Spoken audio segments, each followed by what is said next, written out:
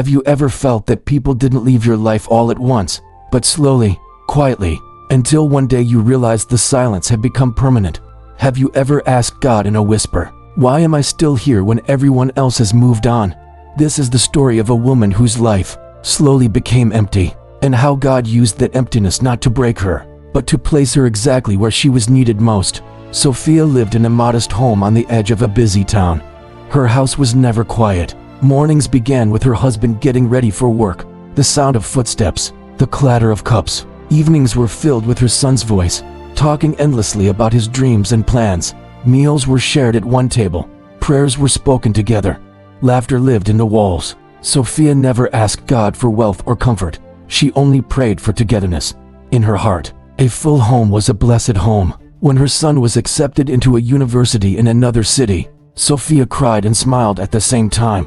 She folded his clothes carefully, as if doing so could slow time. She gave him advice he already knew. She stood at the door long after he disappeared from sight. In the beginning, he called every day, then every week, then only when life allowed. Sophia told herself this was normal. Children grow, mothers learn to wait. Years passed, and then her husband fell ill. There was no sudden tragedy, no loud ending, just slow weakness. Sophia stayed beside him through it all. She cooked his meals. She cleaned the house. She prayed quietly at night. One morning, he did not wake up. The house didn't fall apart, but one chair stayed empty forever. People came after the funeral. They spoke gentle words. They promised to visit again. Slowly, their lives returned to normal. Sophia's did not. She learned how to make tea for one. She learned how to eat in silence. She learned how loud nights can be when no one breathes beside you. She did not ask God to remove her loneliness. She only asked, "Why am I still needed?" One day, her son visited. He looked different, confident, busy, distant. He told her he had married into a wealthy family. He spoke about comfort and ease. He said, "Mama, I'll send you money. You don't need to worry anymore." Sophia smiled, but inside something quietly closed. She understood she was no longer central in his life. She was remembered, but no longer required. For a long time, Sophia lived alone, not broken, just unused. Then one day, her son called again. "Mama," he said, "come live with us in the city."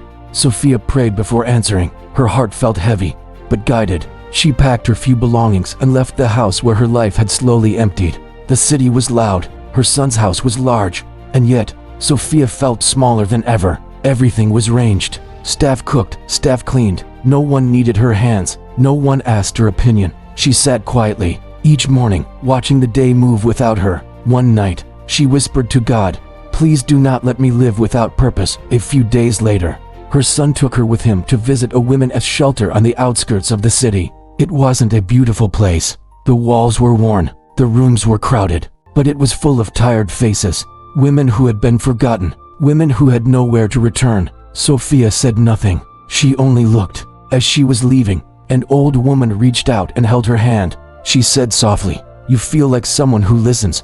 Sophia did not sleep that night. A few days later, the shelter called. They asked if she could come again, just to sit, just to talk. Sophia agreed. One day became two, two became many. She cooked simple meals. She listened to long stories. She prayed beside women who had no one left. Slowly, they began calling her Ami Sophia.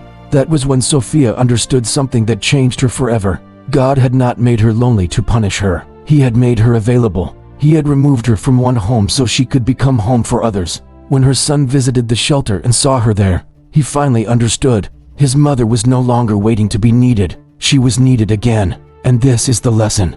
When God makes you lonely, He is not taking your life away. He is moving you to the place where your heart is required. Loneliness is not always loss. Sometimes it is direction. If you feel alone today, do not rush to escape it. God may be preparing you for a place you cannot see yet. And when the time comes, you will understand. Thank you for listening. If this story touched your heart, please share it with someone who might need to hear it. Don't forget to like and subscribe for more stories like this. Until next time.